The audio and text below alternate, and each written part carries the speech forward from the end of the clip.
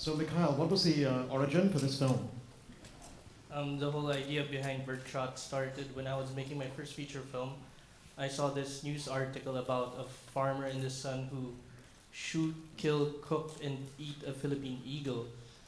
But they were unaware it was a crime, and eventually the farmer was jailed.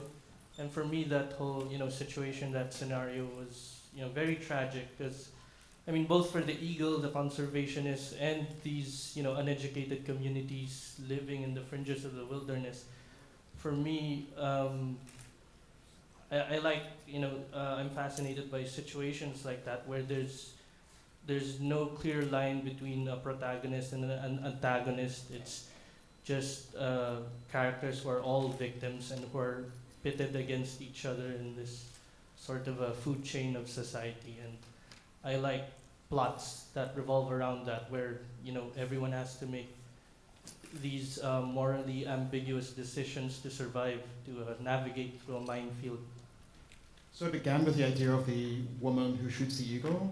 When did the cop story come into the concept? Well, my early drafts were just about Maya, but eventually I wanted to add like this parallel subplot, and it's almost basically like the same story. And we start out with innocent characters thrown into this, the jungle of life, and then they're forced to survive. Basically, they need to become predators to make it out alive. But I guess Arnold Reyes' character, the young cop Domingo, he's sort of the more human character. He has to adjust to the status quo. Eventually, to save the people around him, he has to become one of them to make it out alive. While Maya, well, she loses everything and she has nothing to lose but her soul.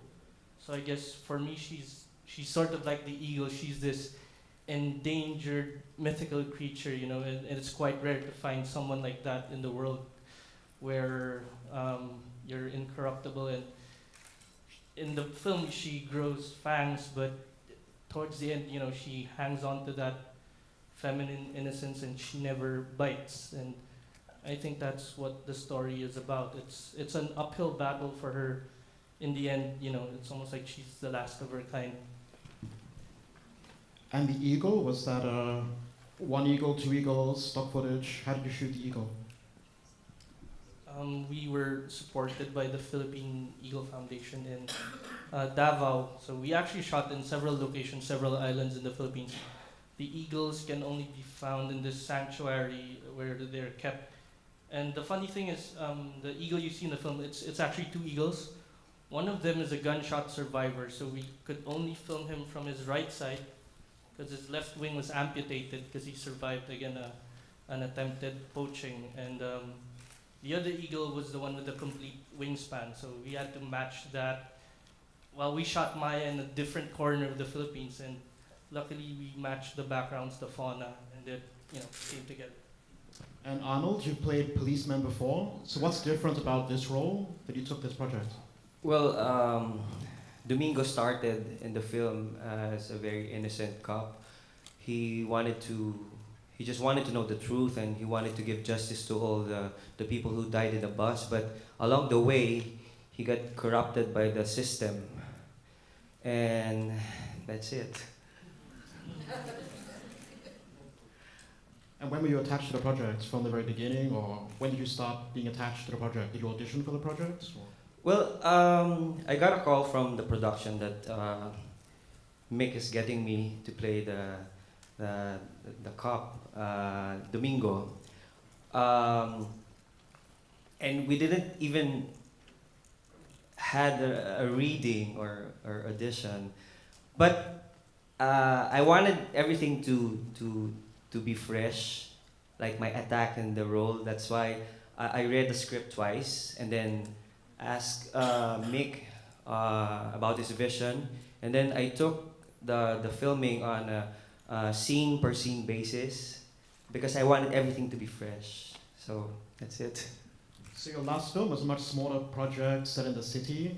This film's in a much bigger scope. Is that deliberate, or what were the challenges you faced, Mick? Well, the challenging for me is that we shot the scenes in different order. So the challenge there is how to be in the arc of my character. And because of the guidance of my director, I'm so lucky to have a director who has a clear vision of the film and he knows what he wants. That made our job easier. So that's it. Well, for me, like the primary challenge, always for like if you're like a new filmmaker or a young filmmaker, it's finding that balance, between respect and making sure everyone knows what your vision is. I mean, I have to go through that, not just with the actors, because Arnold is a seasoned actor, John Arcelia is experienced, but even with my crew, like a lot of the people there have been in the industry longer than I have. So it was a learning experience for me as a filmmaker, but at the end of the day, I mean, you need to show your authority, you need to take control, so you need to make sure that you know what you're doing, you know what you want, you know your vision.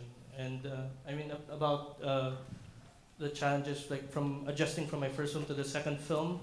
Well, my first film was like a very small micro-budget movie with local grants, so it's like, I guess around 30,000 US. And we did that in like a couple of months because we had a deadline with the local film festival. But it did well, I was really happy with the result. It got into film festivals, and because of that, we got traction for BIRDSHOT, a project that I was also pitching.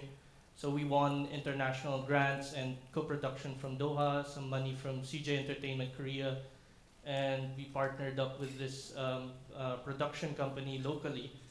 So that was it was a completely new thing for me as a filmmaker. We had to do everything a different way. We took our time. There were no deadlines. It took us 2 years to finish it. We took time with post-production and really basically up the whole production value, which is quite, it's not that common, for a local independent Filipino movie, which are mostly produced under 30,000. So it was a new experience for me. It's like, jumping off a cliff and building your wings on the way down. I just had to go through everything and learn through just by doing it. I'm going to repeat, your first film was 30,000 US dollar. What's the budget of BIRDSHOT? Roughly like around 10 times that. Right. We have about 10 minutes for questions from the audience. Right. Not really. I think we are one of the most gender equal nations in Asia.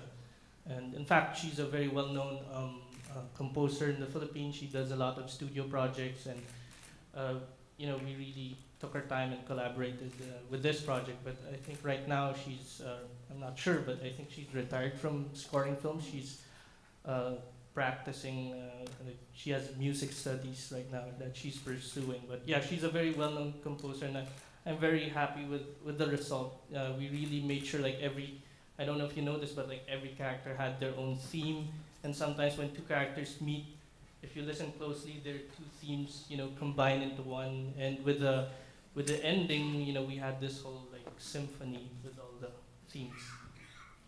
More questions? The third row. Mikhail, you have been lauded the youngest filmmaker in the Philippines to win an international award, and I congratulate you. And this Thank you. film is beautiful.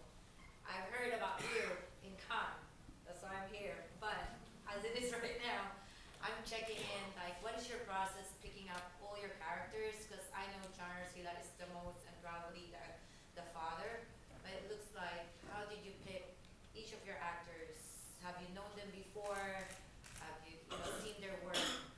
Actually, I was very lucky that I was able to get my peg cast. Like, they were my first choice. One of the reasons I wanted them was for a Filipino film, because again, we're used to making micro-budget movies, and the way some filmmakers are able to adjust to that is they have less shots. We do everything one take, either like a contemplative still camera style or more docu cinema verite. But with this, I wanted to do a more dynamic approach. Lots of coverage, I guess, angles, because there's a thriller element to it, and I needed that tension, the suspense. So I knew that by doing that, I needed actors who are used to that, who are patient enough, and who would understand my process. And I saw Arnold in a film called Graceland, which is a Phil-Am, I think, produced film. So it has that very Western approach. So he's used to that process, repeating the same thing multiple times for different angles. While John Arcilla, I saw him in Metro Manila by Sean Ellis, which is also a foreign production but shot in the Philippines. So I know that they're both used to that, dynamic, and that's why I decided that they're both, good actors, seasoned actors, and they're used to the whole process. So they were my first choice. But for Maya, I really, because she's that embodiment of grace and innocence, and the combination of that and some ferocity. So I wanted a new face for that. We had to audition like 100 girls, and we found like the perfect one. And this is her first feature film.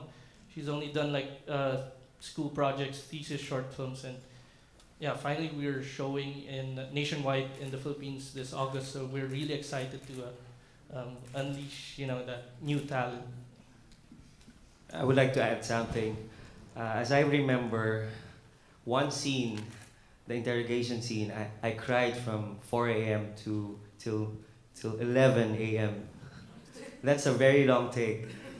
And we're okay, because I know we're doing a good film. No complaints. Some more questions? You mean Domingo? Why couldn't he just leave? Yes, it's deeply rooted in the culture, even in police, and even in not just the police, but even in some criminal syndicates. You just can't leave knowing all that information, knowing all that insider information. You can't just move away. They usually threaten you, or they'll track you down, and it's not that hard to find you. And in fact, there are a lot of cases where you're basically just forced to be like everyone else to adjust to the status quo, or else, you saw in the film, like, he got death threats, his family was under that.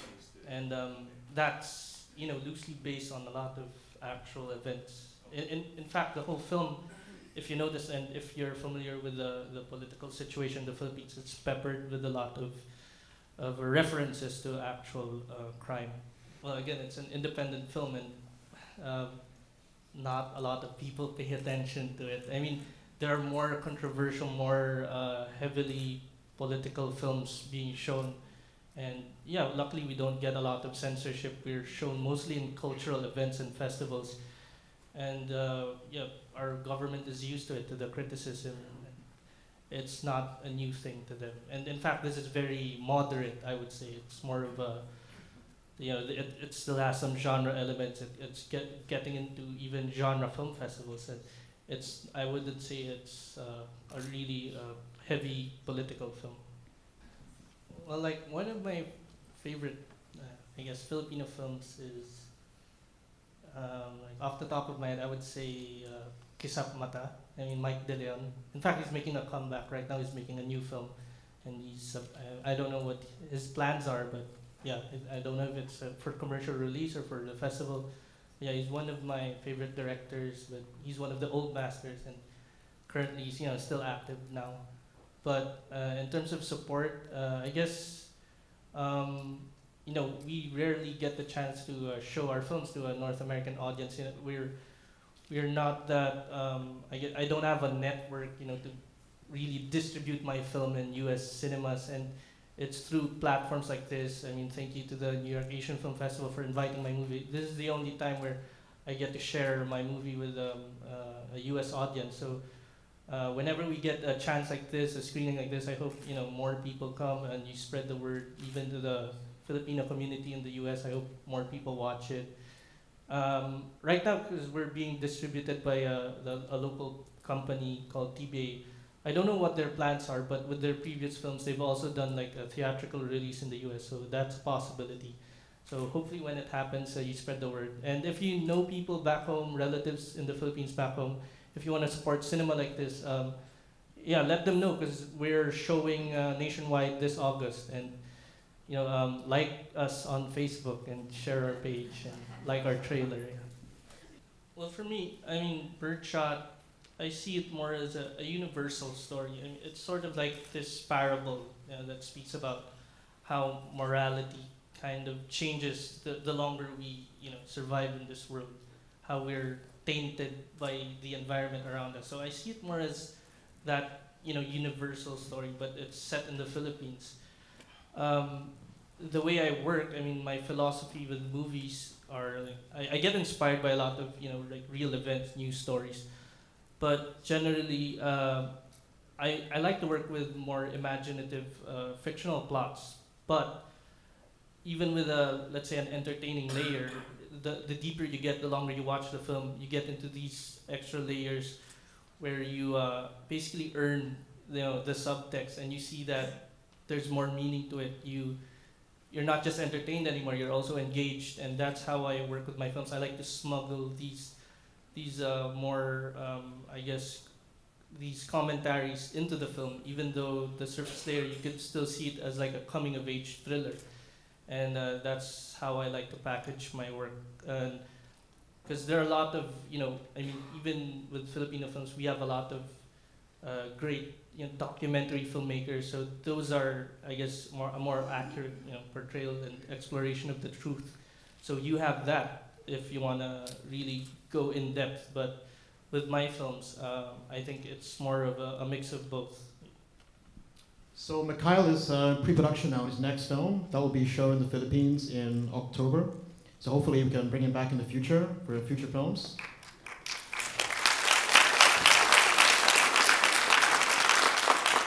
And Arnold's very busy with TV, theater, and movies. And the film next month in a festival in the Yes, Philippines. I have a film at the Cinemalaya Film Festival. It's titled Pagahe, and I'm also doing a TV teleserye. It's entitled Wildflower at ABS-CBN. With Maha Salvador. Okay, thank you very much. Thank you for Thank watching. you. See you soon.